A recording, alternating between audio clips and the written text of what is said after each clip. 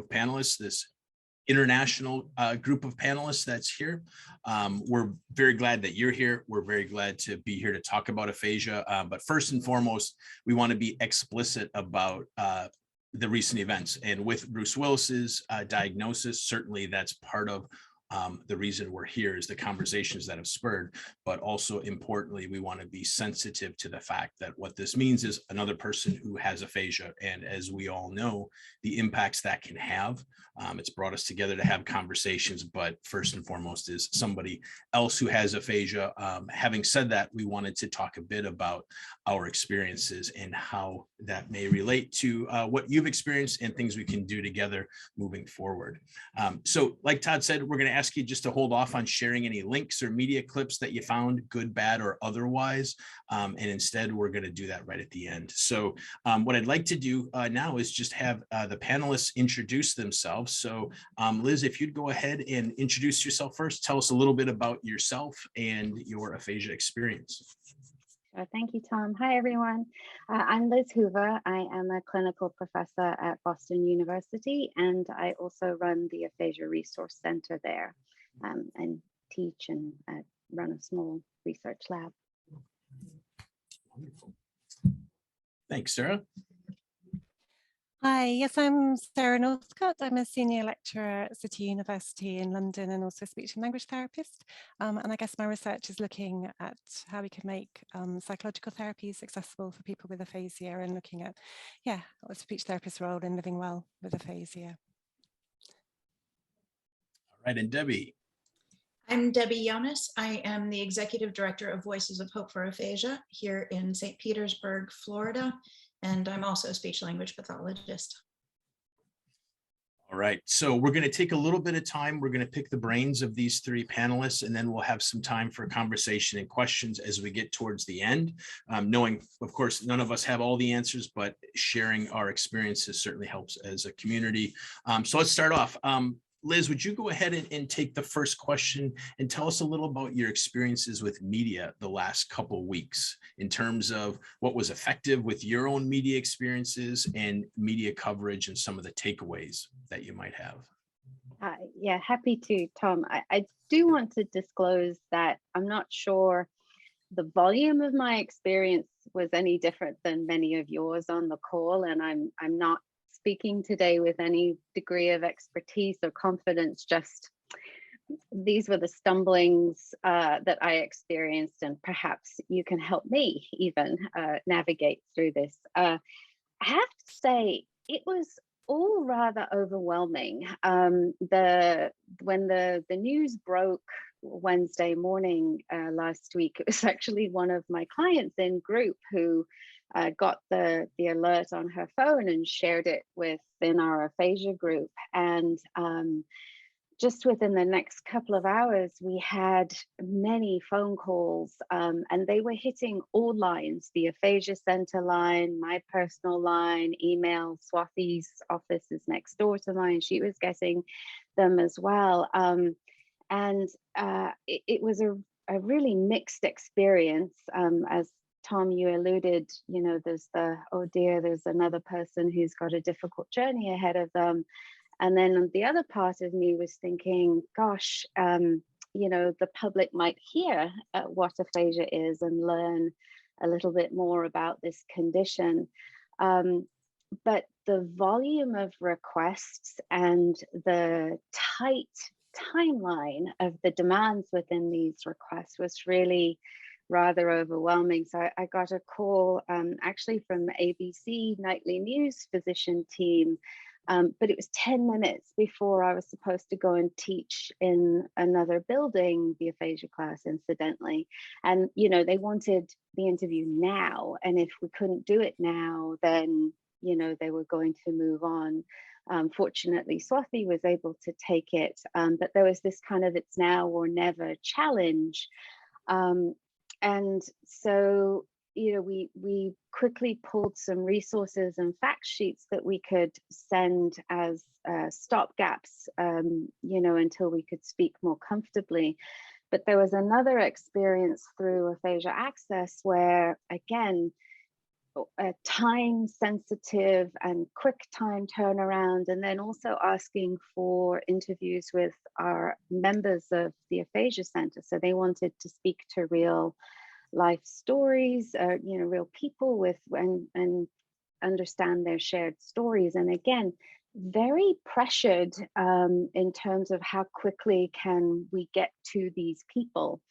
And so we reached out to clients and shared contact information with their permission. But the feedback we got from the clients was certainly that it was strange. The questions were weird. It didn't really go very well. They didn't like it. And in hindsight, it's not surprising that people who don't understand about aphasia, who are under a time pressure, would not be able to do a good interview with somebody with aphasia as well.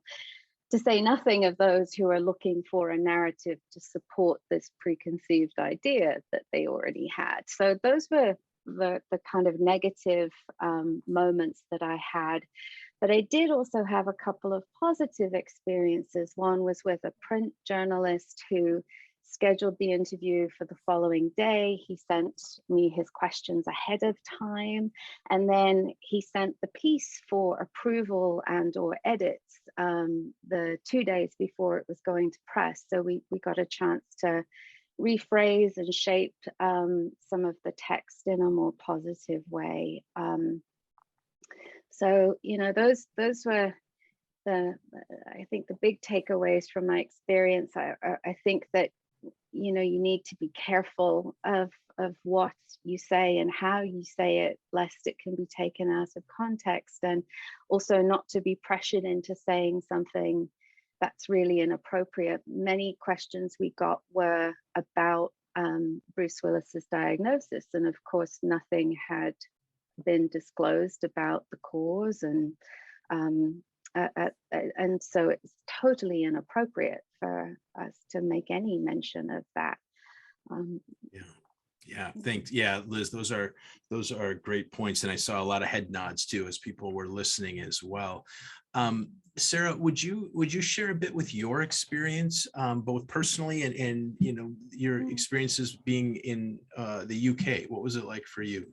Sure. So yeah, I really sort of relate to what you're saying, Liz, about the time pressure. I think as an academic, you're used to a different space. You're used to having time to consider what your words are and how you present yourself and what you want to say. So my experience was a little different from yours, and probably a little less overwhelming than yours in a sense. And I was, my experience was just with the print media. So a couple of journalists emailed me, but like you say, Liz, they wanted copy within a couple of hours. They wanted something pretty much immediately. And the email they sent, there was some confusion about what is aphasia, what's dementia. So I kind of felt a responsibility to get back to them. Like you want to do your bit to help raise awareness and do what you can. So they asked the full questions, and I thought I'd written quite concise, carefully worded things, but actually they just took sentences completely out of context. I was like, oh my goodness, it sounds quite different when it's out of context. And I've spoken to our sort of communications officer at the university afterwards about this, and he was a bit like, yeah, well, you're not an expert in media, it is different, and the time pressures are different, and what journalists' priorities are different from your priorities. They're wanting stuff that's, clickbait that will reach a large audience quickly, and that's your priority is to raise awareness for aphasia and to be sort of quite thoughtful about that. So his advice was, if you're giving copy like that, to be sort of really, really careful that anything taken out of context still works. So it was really lovely to hear that you had your print journalist who did schedule an interview and came back to you. And when I saw the final article of mine, I was thinking, well, it's okay, but it's not how I would have framed it. It's not how I would have put it. So that was a bit strange, seeing my own words like that. And yeah, no, overall, in terms of the sort of my perception of the whole media, how the media's covered it, as you say, there's a sort of on the one hand, it's someone's very sort of personal, difficult journey that they're going through, and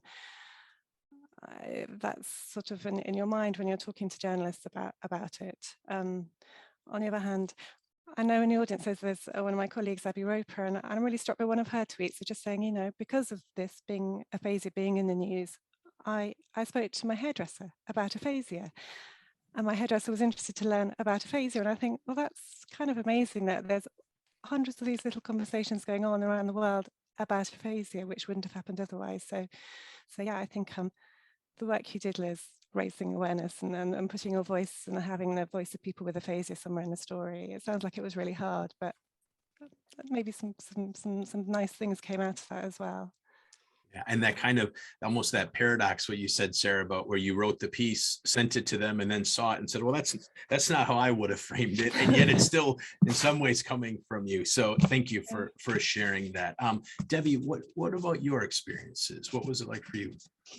So I think I sent this to you, Tom, as an immediate response was we should rename this session How to Talk in Sound Bites, because apparently that's all they were really interested in, really. So that was sort of my first learning point. So as soon as the phone started dinging and email started coming in, as people saw the press release, I think I, like probably everybody in this room, our first thought was, yes, of course, oh my gosh, you know, it's tragic for Bruce Willis and his family, but then, oh, we need to do some re-education here quick. My experience, I had fewer people contacting me. So I found that I needed to push out, you have experts right here in your neighborhood. So I had to do a lot of the reaching out to the media, because their first thought was, oh, it's a neurological condition, we'll call a neurologist. Well, yeah, that's great. They know a lot of the science, but they know it sort of in a short moment of time for the patient, where we know them in over the span of a lifetime. So I wanted to get in front of the media. So my first experience was that I needed to push and contact and call and try to get through the flood of my pet did something really, really funny emails and find a way to get in front of them. So then, you know, my challenge was, how do we establish ourselves as the experts? And then how, yeah, we may be the professional experts, but really the people who are living with aphasia are truly the experts. And I have yet, well, I'm hopeful that I will be able to crack this next week.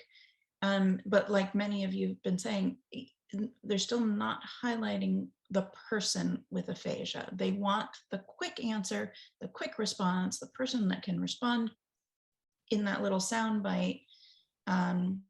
So they're talking to us rather than the people with aphasia. So that's I am by no means the expert on how to do this correctly, but I know what I'm trying to do. Yeah.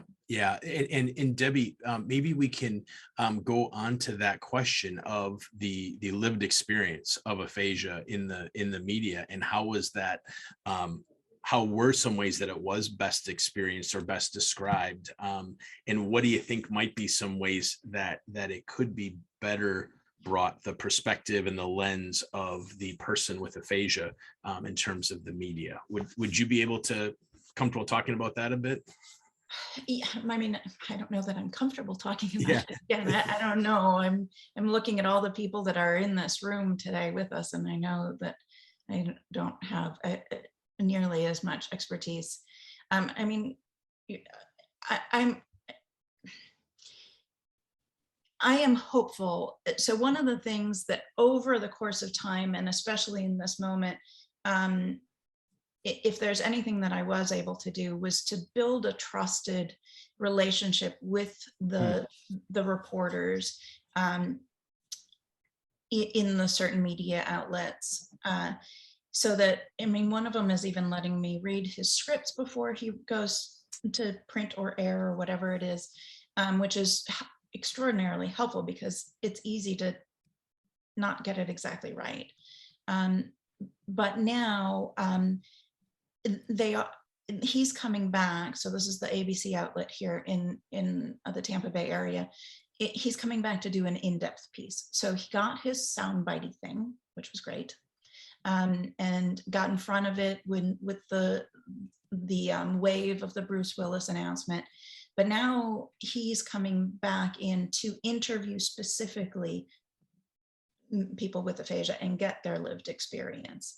So I don't know the answer yet. I'm hopeful that this is part of the answer. So you'll have to check back with me next week. But I think the advantage or the little tiny bit, I don't know. I feel like, I mean, Roberta Ellman was able to get 7 minutes, which was brilliant.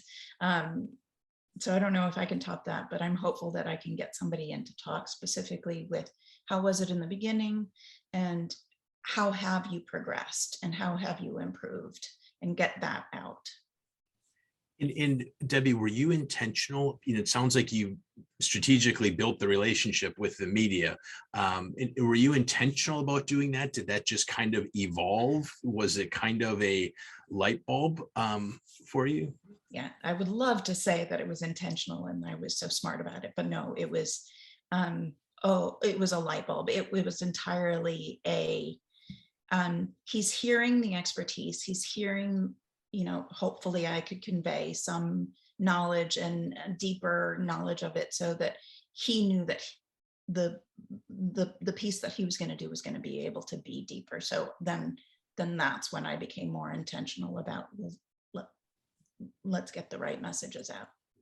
Yeah, that's really wise on your part. And Liz, before I go to you to get your perspectives, I just wanted to add again, I think one of the things that I received often, as have others, is people saying, I don't know if I'm the right person to talk about this. And it's from people who said that where I thought, are you kidding? You're you know, the smartest people that I know.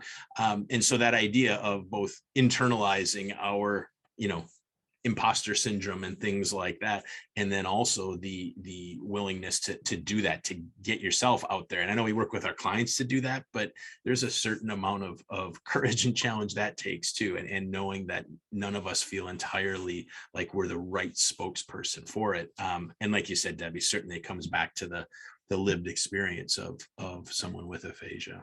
I saw Leora just posted a really good comment. If I could talk about that. She said that she worries, I'm going to read it so that I don't missay her words. I worry that the lived experience of stroke aphasia is not the lived experience that Bruce Willis will have. I think it's important to make this differentiation. And I think you are exactly right, Leora. And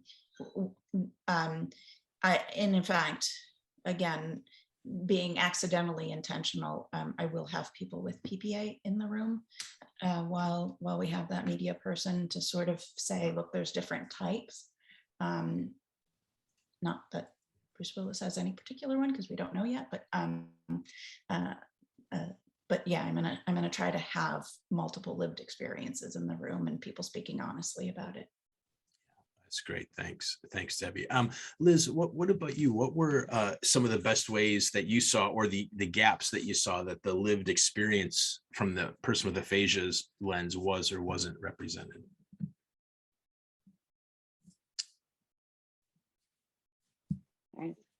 I'm muting, sorry about that.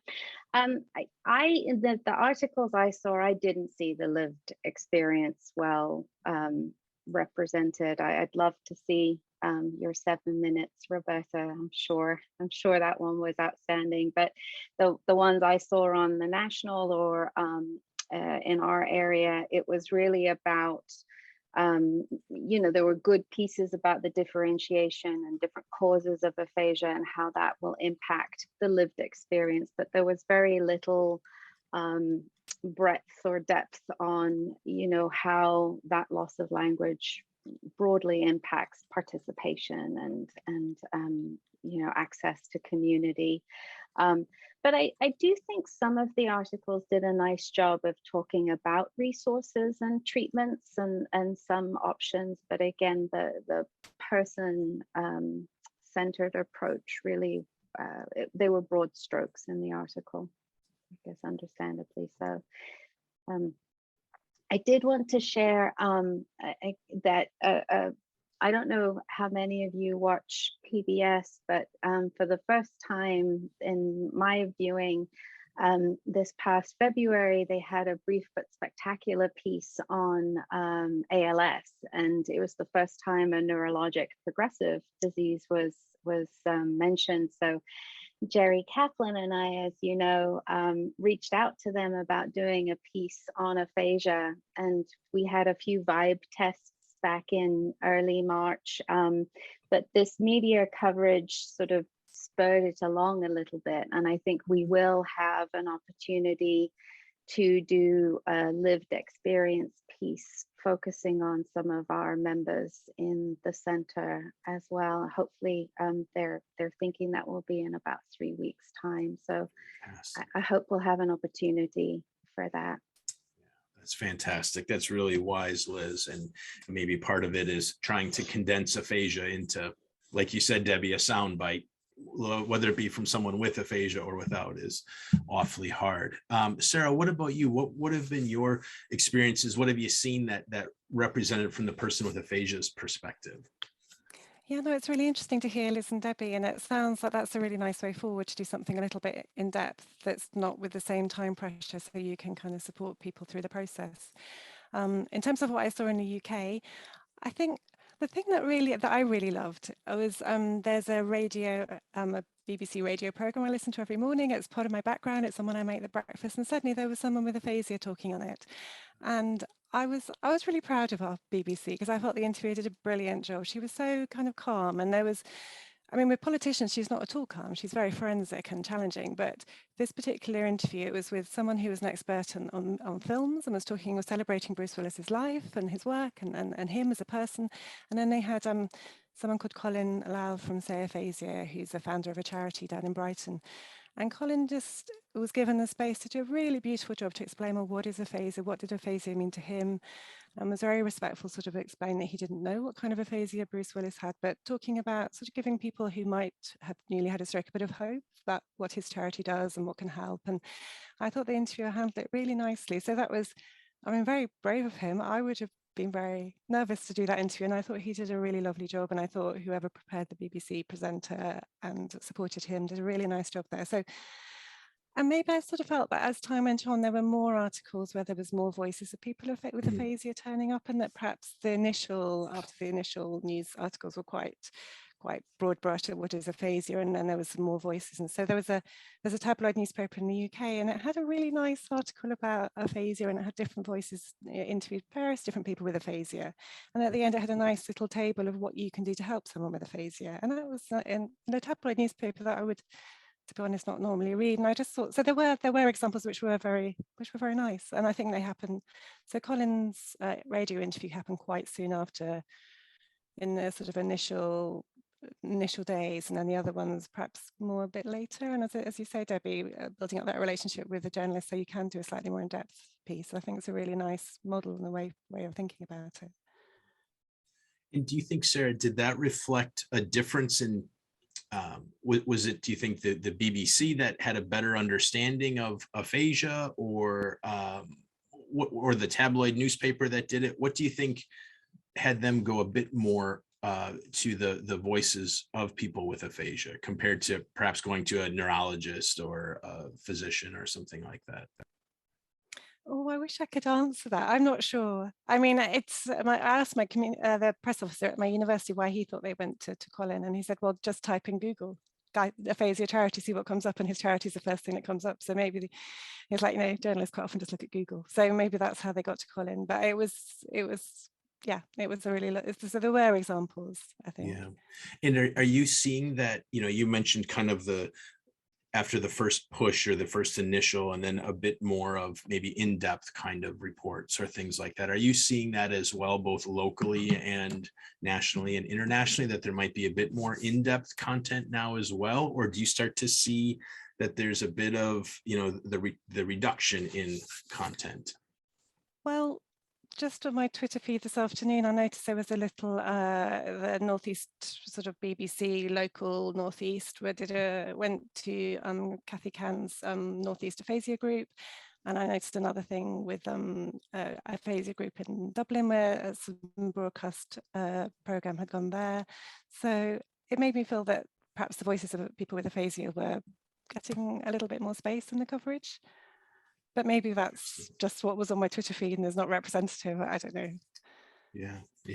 It'll be interesting to see the next couple of weeks as well, as we're all kind of, for many of us anyway, experiencing this largely first time around. So if we can, we'll go to the next question, and we'll talk just a bit about the cognitive aspects.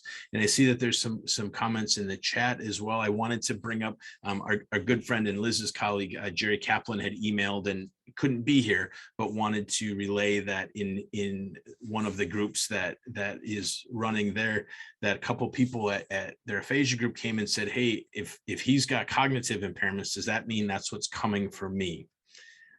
And the flip side of it is our people with primary progressive aphasia, again, don't know what Bruce has, but are saying, yeah, I can sure relate to cognition and aphasia. So it may shed light, it may create some confusion. So let's talk a bit about that as well, knowing we're just talking about our experiences, but in terms of the exposure of cognitive aspects that go along. Sarah, I'll start with you and ask if you could comment a bit on what you saw in the media and what you found was helpful or problematic in terms of, was cognition portrayed synonymously with occurring impaired with language and so on. So if you could comment on that really challenging topic. Yeah, no, it's a really good question. And I guess the first email I got from the journalist was essentially mixing up dementia and aphasia. And I think I'll answer this question by sharing a conversation I had with the wife of someone with aphasia, and I asked her what she thought about the coverage. And she said, you know, she had so much admiration for Bruce Willis and his family for raising awareness, but it was a bit, I don't know, she found it a bit disheartening perhaps, that it seemed that aphasia and dementia and cognitive decline and deterioration all seemed to be sort of a bit jumbled up. And then she said, well, you know what, Sarah, everyone's so different with aphasia. It's probably really tricky for journalists. I reckon they just got really confused. So that was her kind of take home from it all. And yeah, I guess for me, in my work and working with people with aphasia, I spend a lot of time sort of saying, you know, aphasia is a language disability. It doesn't affect intelligence. It's not about cognitive decline, and about rebuilding a life with aphasia. So to have in the press a kind of quite a sort of confusion around all those different concepts, maybe particularly at the beginning, was perhaps not how I would have written it, if you see what I mean. I think, having said that, I saw some really wonderful articles that were really clear and beautifully explain the differences. And there were a lot of people like Liz and Debbie, you know, explaining about what aphasia is and the different sorts of aphasia. And as I say, this article in the tabloid place in the UK explaining how people can help people with aphasia. And so I think there's a lot of variation in the coverage. Yeah. So that some things I think went really, really well, and there were some problems of it too. And Sarah, did you find any difficulties for people who do have PPA that you had to be careful not to minimize their experience or separate the cognition in a sense? We had a few people here who very much related to the cognitive difficulties and got a little bit sensitive about saying, you know, for some people it doesn't happen like that. Did you notice finding to have to kind of balance supporting people with PPA and acknowledging their experience, and also acknowledging the non-progressive stroke-based vascular, et cetera? It's so hard, isn't it? It's like you were saying, Debbie, at the very beginning, when you've got a sort of soundbite, really brief thing to kind of cover all of that, and then cover, well, what does it mean to actually live with primary progressive aphasia, or actually live with aphasia after stroke, and then what can we as a society do to be helpful around the person, and what can they expect? It's a lot to cover in a tiny little news article. So I'm not sure I have the answers. Yeah, I think it's a hard one, which makes me think, you know, it's really lovely that journalists are coming back and they're doing a slightly more in-depth thing. Yeah, and I think it's, you know, it's helpful. It's helpful to hear someone like you, Sarah, who's so highly respected, all three of you, that say, yeah, this is challenging, and this has created some opportunities, but certainly these are some difficult situations that we're dealing with. And then putting the perspective with people with aphasia as well. Yeah, you've really really summarized that well.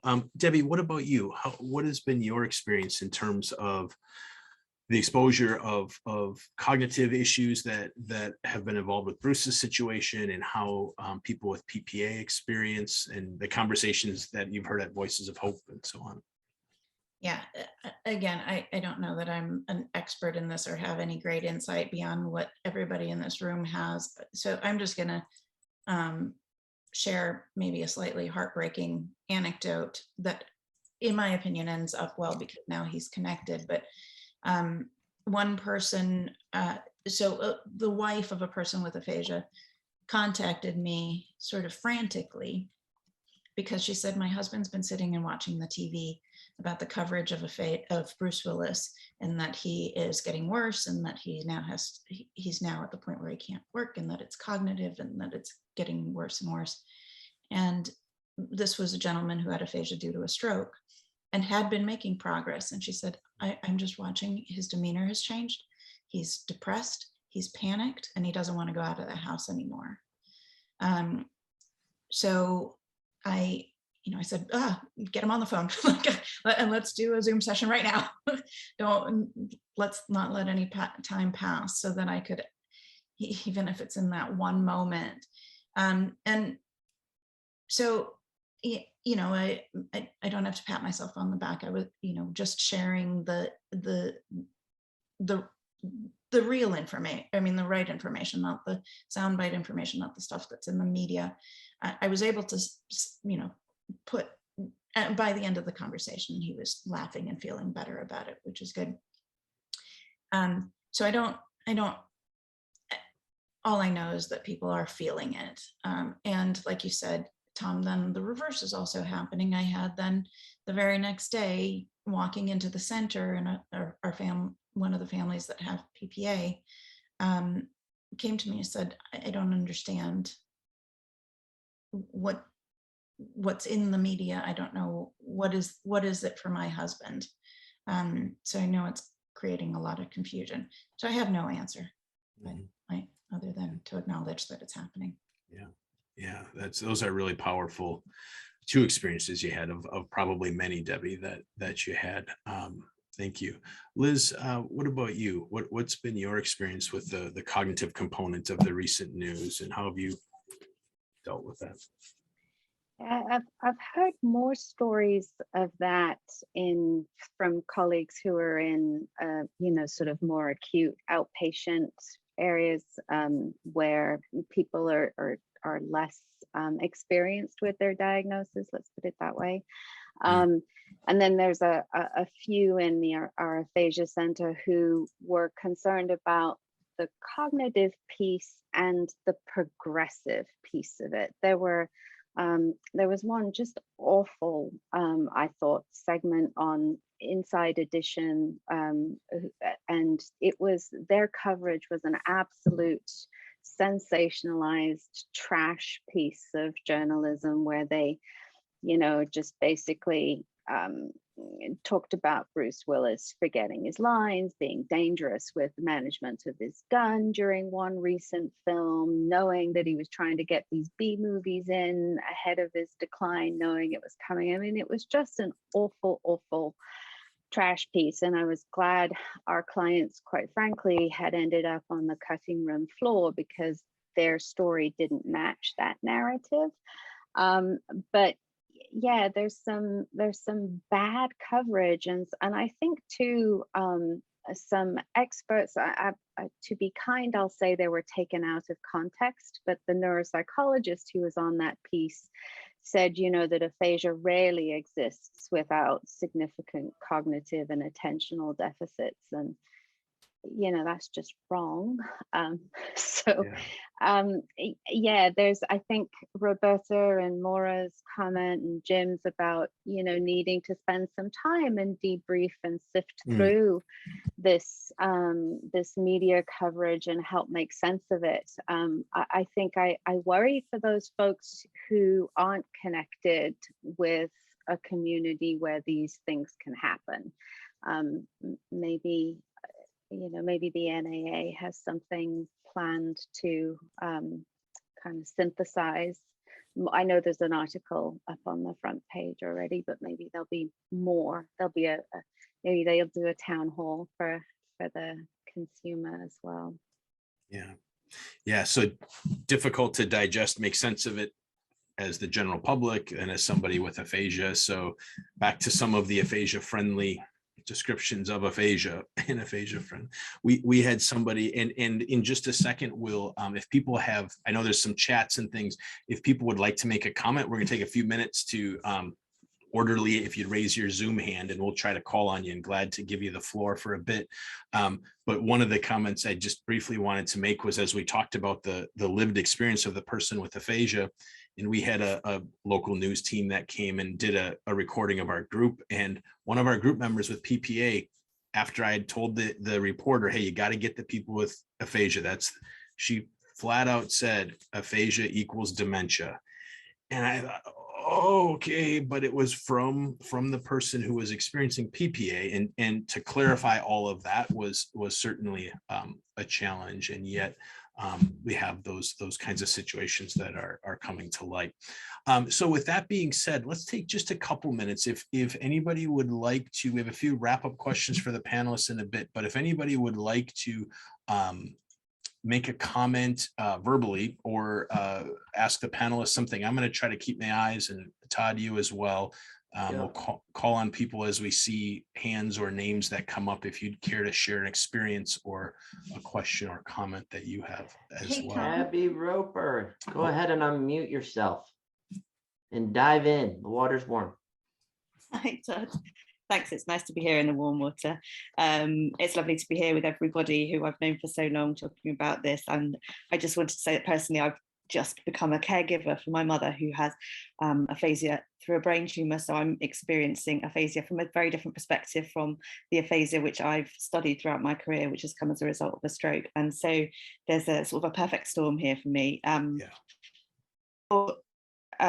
Your talk I've related very strongly to everything everybody's said, and I've been reflecting on it as we've gone through, and I just want to put forward a potential thought about something we might do with where we are now for discussion, whether it might be a constructive thing or not.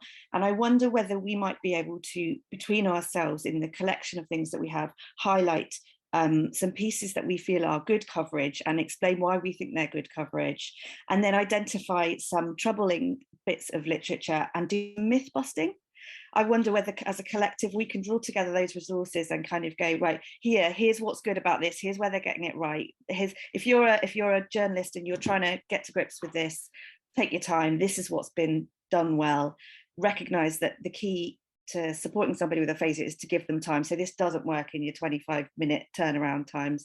But someone like Colin Lyle, who Sarah mentioned, I've worked personally with Colin Lyle in the UK, and he has seized every opportunity since his diagnosis to speak to the media, speak to the media, speak to the media. And that has meant that when he's got to this position now, when suddenly everybody wants to know about aphasia, he is so primed and so ready, because that is his agenda, get the knowledge out there and the understanding. So I wonder if there's a little bit about preparing ourselves for this situation in future, and supporting and working with people over time to prepare one another. Those are my 10 cents. I'm going to bow out now. Thank you. That's great. Yeah, thank you. Thanks for sharing that, and thanks for sharing your personal experience too. We are certainly have your mom in our thoughts, and know you have different hats that you're wearing now. Yeah, those are great. And you're myth busting. When you said myth busting, I don't know if you could see the screen, but unanimous head nods enthusiastically. Let's see. I saw a hand, and then Todd, maybe if you want to take the next person that you saw, but Gloria, I saw your hand next. If you'd be willing to share your thoughts. Yeah, I think it really resonates with what Abby just mentioned, which is this is a prime opportunity for us to consolidate all the coverage that we've seen, the good and the bad. You know, my first dip into this was when I saw the comments from one of the New York Times articles, and I was seeing people's comments scattered all over the place, and all kinds of coverage. And then yeah, so it just seems like a prime opportunity now that we've had this catalyzing event to start by acknowledging the importance of respecting the boundaries and privacy that Bruce Willis and his family have expressed, and not to try to conjecture, but then use this as also an opportunity for us to pull together, to have a united front for consistency of messaging going forward, because I think this one moment, the messaging is all over the place, right? But out of this, I've seen, like Deb Hirsch in Australia sent me this wonderful piece that she had put up on how to communicate with someone with aphasia. And Jacqueline Stark from Vienna sent me all the coverage that was happening in Vienna. And then, you know, I had my little pieces that were coverage here in Dallas. And I thought, gosh, some of these I want to really put up on our Aphasia Collaborative website, you know, as we develop. And so I'm just very appreciative of this session and getting to meet. So yeah, I agree with Abby on her points. Thank you. Yeah, those are really wise. I wrote down when you said this catalyzing event. I think that's a really powerful description, Gloria. Thanks for saying that. Let's go to my next person up, Elyse. I have your hand up next in the queue. If you're comfortable sharing. Well, thanks. Sure. I think, we really experienced, as everybody else, the flood of requests that were just unexpected tsunami. And we were, and unfortunately for me, Aura, my executive director, was away for the week. So it was my turn to be up at bat. But I think everybody's comments about the live versus the scripted, and also the difference between, I had from AM radio, live television, all the way up to more in-depth stuff from the CBC. And so the whole range of what was expected. But I think the best was when, CBC, which is Canadian Public Radio, or television as well, was the most in-depth and the most exploratory and a thinking approach. And I think, for me, we actually were very fortunate to have one individual with aphasia who had been doing commentary over the last couple of years in various of our public videos, et cetera. So she was kind of ready to go. And I guess that's another thought I had, is that if we can find people that are ready to go and trained to comment. Now she's in the mild category now, but she could very well articulate her memory of being more severe. So she had that. And then she could still describe the mild as not mild experience too. So just thinking, as everybody else says, it's a prime opportunity for us to get some tight, plain language messaging, and maybe help create a core of good spokespeople with lived experience. That's a great point. Yeah, core messaging, ready to go. That's another one. I think that and yeah, great. Wonderful points. And you had to be on your game then. If you were, great week for Aura to be gone, huh? That puts you right in. Thanks a lot. Yeah, no, it's just, and your points about the CBC and some of the international media that's really thoughtfully approached this is wise. Becky Khayum, would you be comfortable sharing your thoughts? Sure. No, it's so good to be here. Great discussion. Yeah, I've been talking almost daily to Darlene Williamson over at the NAA, because we just happened to be launching the PPA task force when all of this happened, and had all of these different initiatives to update their website and whatnot. She said typically their website has 2,000 hits a day. Within the first hour, they had 30,000 clicks, 90,000 clicks total the first day. The second day, 50,000. Leora, to your point, that was immediate, kind of that moment. And now I'm sure it has, trickled up quite a bit, since it's not kind of the hot item anymore. But I do think in the thought of working more collaboratively together, how can we have an elevator speech that all of us at different aphasia centers are using? How can we work together to reach out to media outlets, have stories or ideas for stories for them. And also just using, I know our PPA advisory board for the NAA, individuals in that have so many different media connections, and why not tap into, those types of resources where they already have those types of connections to then work together to try to get them to, get those stories out. So anyways, that was just a little update from them. Yeah, that's great. Thanks, Becky. Thanks for your work and updates on that too. I think we have time for probably one more comment, and then get your resources loaded, because then you can post away in the chat. We're going to get some final thoughts from the panelists, but this will be part of compiling the good, bad, and otherwise in the links. But Abby Simon, would you be comfortable sharing your thoughts? Yeah, I raised my hand prior to a lot of the comments being shared here in the chat, and I think we all can agree we have a resounding agreement of what needs to be done next. But just like when someone gets a diagnosis of aphasia, everybody shows up immediately, right? Everybody's paying attention right then and there.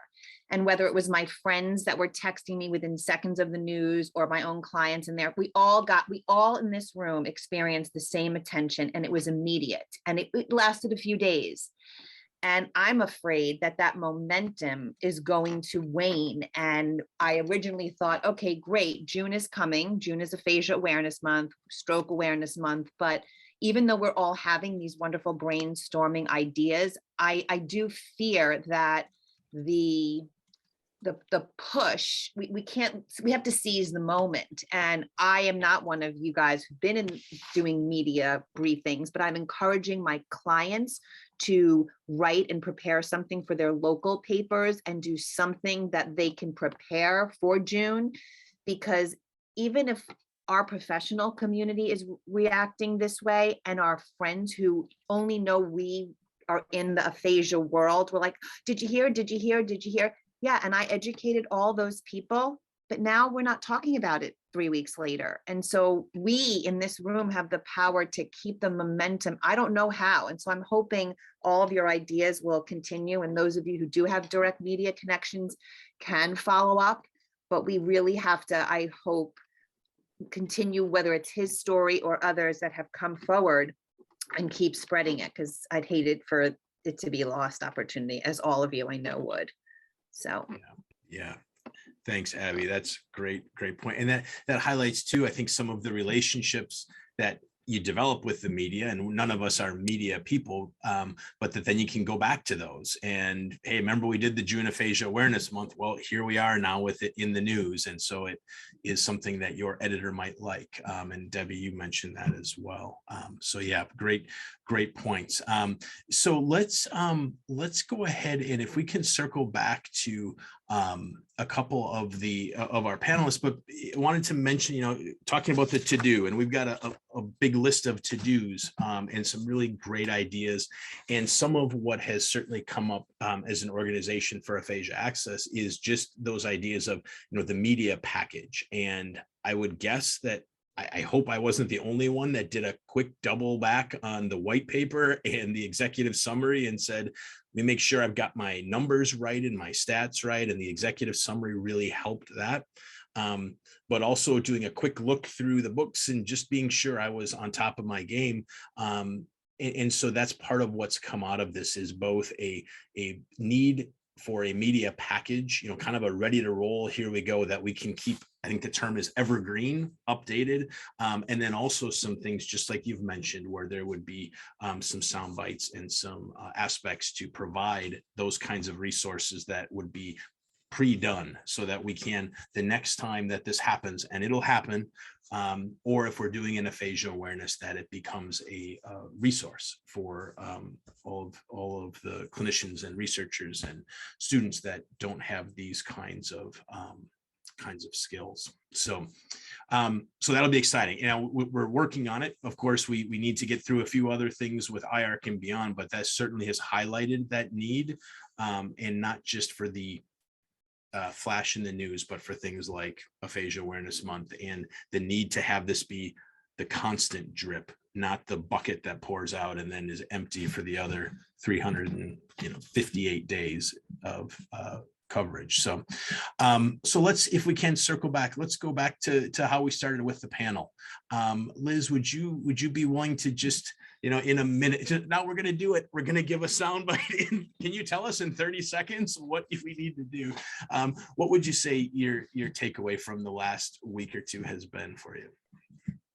I think we just need to be prepared so that we get to craft the narrative we'd like out there. And to echo what's been said about these strong resources, maybe a media survival guide, you know, of sorts, with some, you know, multimedia opportunities to share with those when the opportunity arrives. And then to the point just made, I think planning forward so that we can keep the momentum going with some planned exposure. That's a great point. Great point. And again, for those of you that are on, if you have a link that you'd like us to compile, hang on to, please stick it in the chat. I know there's been a few interview links and a couple references. Stick them in if you can. Sarah, how about you? What do you see as the takeaway to this and what we do moving forward as the international aphasia community? Yeah, it's been great to hear other people's perspectives and experiences. I've learned lots. Yeah, I guess one of the things that's come through a little bit for me is working as an academic and a speech therapist is very different from talking to the media and knowing about the media and knowing what they're looking for. So yeah, when I knew I was coming here, I talked to the press officer at my university, and he had the really nice thing to say to me of saying, you know, you're not on your own. So people who are working in universities and hospitals and stuff, there's often someone that you can turn to and give you some support with it. And he was saying, you know, grab any training you can. And I guess if I find it a bit nerve-wracking, there's someone who has a language disability who's going to find it even more so. Right.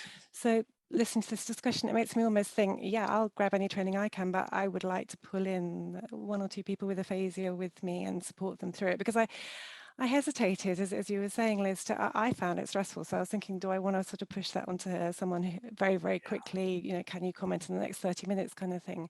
So I think that sort of sense of working with someone. So it's really interesting, Abby, that you say that Colin has been building up these skills over a while, and it really came across in his interview. It was a lovely interview to listen to. So yeah, it sounds like that's a really nice way forward. Thank you. Thanks, Sarah. Debbie, how about you? What is your speaking in soundbite here? I think that the thing that feels most useful to, or not useful, but you know, that would be most helpful going forward is to be prepared. If we can all, like, collectively prepare each other, because I don't think any of us should feel like we have to be the superheroes. We don't have to be the Wonder Woman or the Superman, but collectively we have such a powerful group that I'm energized to learn from everybody else and take advantage of all of your expertise.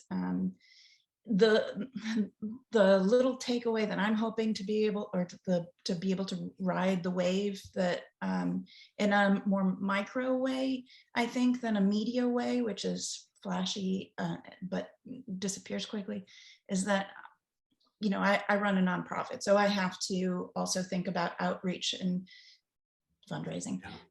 So I'm going to use that wave for education and reach out into our civic organizations like the Rotary Clubs and the whatevers to say, hey, you may have heard in the media about Bruce Willis. Did you know that there's an aphasia center here? So that I can educate them and do outreach that way and continue to spread. It's a great point. That's a great point. Yeah, really a wonderful idea to use that to help with the organization as well. So lots of things to do. Create the narrative, myth busting, get ready to go, packaged events, get out in front. There are wonderful people on this call, Wonder Women, Wonder Men, everybody who's doing great things. And just like we believe in the community of aphasia groups and aphasia programs, it's always valuable to come together as a community here at Aphasia Access. So thank you all for being part of this. What we're going to do is we'll keep the chat open a bit. It's the top of the hour. So wherever you are, time to go on to other things. We'll keep the chat open so you can put the resources. We'll compile these and send them out.